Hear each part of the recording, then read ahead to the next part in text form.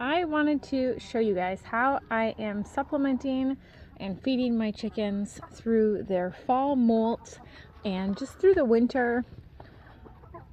No one's looking too sad this year with the molt, which has been really good. But the grass is starting to die back. As you can see, we've had snow a couple different times. So this is when I really need to start adding in extras to their feed because they're not getting as much grass. You know, the bugs are gone. So they just need a little bit of help. So first of all, we feed a mixture of cracked corn, soybean meal, and oats. This is mixed up at the feed store. It was formulated for our chickens and cows. The chickens love it. And then they always have access to this and free choice crushed oyster shells. And then in the summer, you know, grass and bugs. And they also always get our kitchen scraps. We are big and garden scraps. There's my Brussels sprouts over there that they're munching on right now. But in the winter, when the extra things that are growing or occurring naturally outside are not available, I like to do a few things. One, this is alfalfa pellets. You can get them in cubes as well.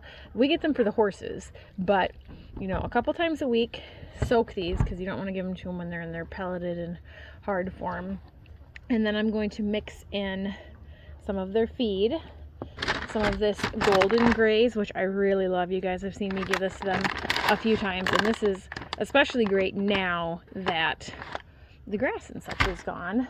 And I throw a little bit of their chicken elixir in their water. Again, this is once or twice a week, and I do offset this with, I'll do a couple days of throwing apple cider vinegar in their water. And then I also, especially when they're molting, you guys have heard me talk about this a million times, I love the Grub Terra black soldier fly larva. I'll mix a little bit into the feed or just for a daily treat. And this is great to teach your chickens to come when you call them. If you have a bag of this and they get used to, yeah, our feed mixture and the pellets. I'm gonna go ahead and add some of that golden Graze in here. I need to restock up on this because we've gone through it. Just kind of mix it through, and then add in. They're like, ooh, she dropped some.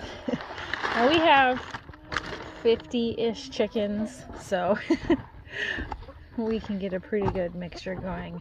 But this is a great just way to help them, like I said, through molting and through winter. I don't give them this mixture every day, just 2 or 3 times a week, maybe a little extra if we were having a really cold spell or something like that. But I will put this down for them. Max is demonstrating something else that we use to supplement the chickens over winter, actually.